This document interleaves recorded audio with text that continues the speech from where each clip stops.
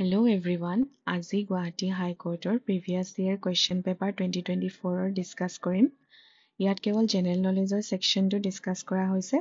আহকচোন চাওঁ। ফাৰ্ষ্ট কুৱেশ্যনটো হৈছে in which city has the Mahakumbh 2025 commenced? Year answer হ'ব প্ৰয়াগৰাজ।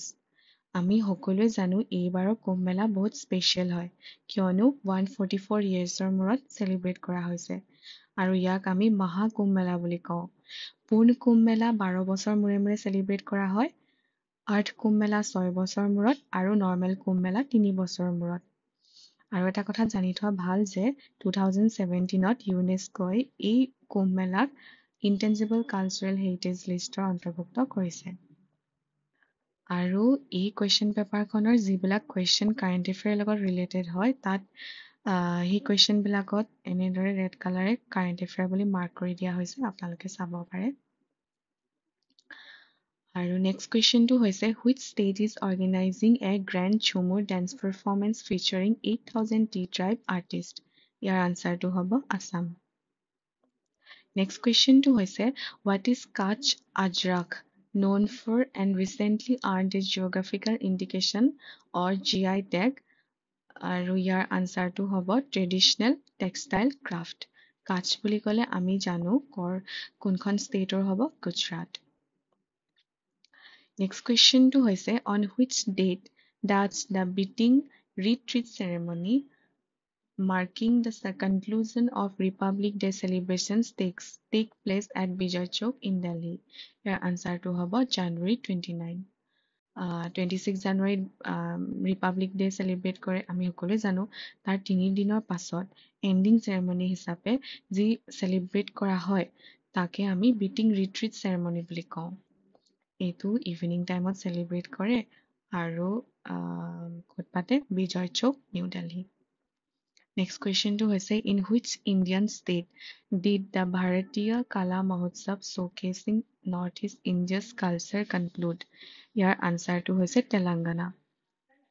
ইয়াত কি হৈছিলে লাষ্ট ইয়েৰ 2024ত মানে নৰ্থ ইষ্টৰ যিকেইখন ষ্টেট আছে গোটেই ষ্টেট কেইখনৰ যি কালচাৰেল ছিগনিফিকেঞ্চ আছে সেইবিলাক শ্ব'কেচ কৰা হৈছিলে, যেনেকৈ ফুড আইটেম হওক, ড্ৰেছ হওক, ক্ৰাফ্ট, ডান্স, এইবিলাক সকলোবিলাক তাক প্ৰদৰ্শনী হিচাপে দেখুওৱা হৈছিলে ভাৰতীয় কালা মহোৎসৱত। নেক্সট কুৱেশ্যনটো হৈছে which country alongside India is a part of Bharat Gaurav luxury tourist train road launch to promote cultural and spiritual tourism? ইয়াৰ আনচাৰটো হ'ব নেপাল। নেক্সট কুৱেশ্যনটো হৈছে with which country did India sign its first cultural property agreement on July 26, 2024? ইয়াৰ আনচাৰটো হ'ব USA। Next কুৱেশ্যনটো হৈছে where is the headquarters of UNESCO located? ইয়াৰ আনচাৰটো হৈছে পেৰিছ। ইয়াতে কেইটামান ইণ্টাৰনেশ্যনেল অৰ্গেনাইজেশ্যনৰ হেডকোৱাৰ্টাৰ মেনশ্যন কৰি দিছোঁ, আপোনালোকে আপকামিং এক্সামবিলাকৰ কাৰণে চাব পাৰে। নেক্সট কুৱেশ্যনটো হৈছে which state in India celebrates Kokborok day as a significant cultural event? ইয়াৰ আনচাৰটো হ'ব ত্ৰিপুৰা। ককবৰক ডে মানে কিয় চেলিব্ৰেট কৰে? ত্ৰিপুৰাত যি ইণ্ডিজিনাছ ট্ৰাইব আছে তেওঁলোকৰ মাডাৰ টাং হৈছে, ত্ৰিপুৰী পিপলবিলাকৰ মাডাৰ টাং হৈছে ককবৰক লেংগুৱেজ। আৰু এই ককবৰক লেংগুৱেজৰ যি হিষ্টৰিক আৰু লিংগুইষ্টিক কণ্ট্ৰিবিউশ্যনছ আছে সেইবিলাক কমেমৰেট কৰিবৰ কাৰণে এই ডেটো চেলিব্ৰেট কৰে। আৰু এইটো ত্ৰিপুৰাৰ অফিচিয়েল ষ্টেট লেংগুৱেজো হয়। এইটো কাৰেণ্ট এফেয়াৰ বুলি এইকাৰণে মেনশ্যন কৰি দিয়া হৈছে কাৰণ কিছু সময় ধৰি এই ককবৰক যিটো লেংগুৱেজ আছে তাৰ স্ক্ৰিপ্ট যিটো এলফাবেটেদি তেওঁলোকে লিখে সেই স্ক্ৰিপ্টটোক লৈ পেলাই প্ৰটেষ্ট চলি আছিলে। তাৰ কাৰণে এইটো কাৰেণ্ট এফেয়াৰ টপিকৰ মানে মেনশ্যন কৰি দিয়া হৈছে। নেক্সট কুৱেশ্যনটো হৈছে in which Indian state does the Soliga tribe known for their traditional honey collection practice reside? ইয়াৰ আনচাৰটো হ'ব কৰ্ণাটকা। এই ট্ৰাইবটো হানি কালেকশ্যনৰ কাৰণে ইউনিক হানি কালেকশ্যনৰ কাৰণে ফেমাছ হয়। তেওঁলোকৰ এভৰি জেনেৰেশ্যন তেওঁলোকে এইটো প্ৰেক্টিছ কৰে। নেক্সট কুৱেশ্যনটো হৈছে grand central terminal park avenue New York is the world's, তাৰ আনচাৰটো হ'ব এ, লাৰ্জেষ্ট ৰেলৱে ষ্টেচন হয়। নেক্সট কুৱেশ্যনটো হৈছে fire temple is the place of worship of which of the following religion, ইয়াৰ আনচাৰটো হ'ব চি। নেক্সট কুৱেশ্যনটো হৈছে দ্য অজন লেয়াৰ ৰেষ্ট্ৰিক্টছ, ইয়াৰ আনচাৰটো হ'ব ডি। আমি জানো অজন লেয়াৰে আমাক কিহৰ পৰা প্ৰটেক্ট কৰে, আল্ট্ৰাভায়লেট ৰেডিয়েশ্যন। আৰু এই অজন লেয়াৰ ষ্ট্ৰেটোস্ফিয়াৰত পোৱা যায় আৰ্থ ছাৰ্ফেচৰ পৰা এপ্ৰক্সিমেটলি 15 কিলোমিটাৰৰ পৰা 30 কিলোমিটাৰ এবভত থাকে। নেক্সট কুৱেশ্যনটো হৈছে escape velocity of a rocket fired from the earth towards the moon is a velocity to get rid of the, year answer হ'ব আৰ্থছ গ্ৰেভিটেশ্যনেল পুল। এতিয়া আমি এস্কেপ ভেলোচিটিনো কি হয় চিম্পল লেংগুৱেজত জানিবলৈ চেষ্টা কৰিম।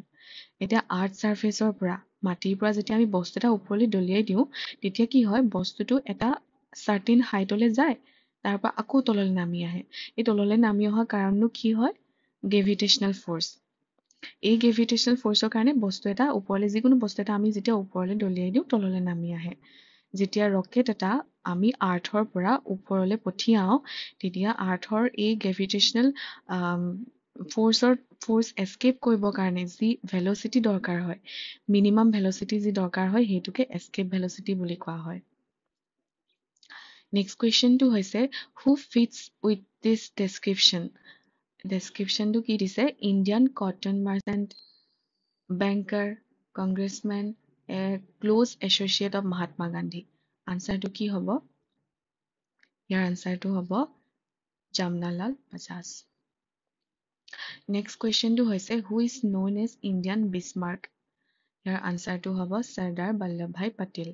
কিয় বিছমাৰ্ক বুলি কয়, কাৰণ তেওঁ যেতিয়া আমাৰ ইণ্ডিয়া ইণ্ডিপেণ্ডেণ্ট হৈছিলে তেতিয়া আমাৰ যি ফ্ৰেগমেণ্টেড প্ৰিন্সলি ষ্টেট আছে সেইবিলাক ইউনাইট কৰিবৰ কাৰণে ইম্পৰ্টেণ্ট ৰোল প্লে কৰিছিলে।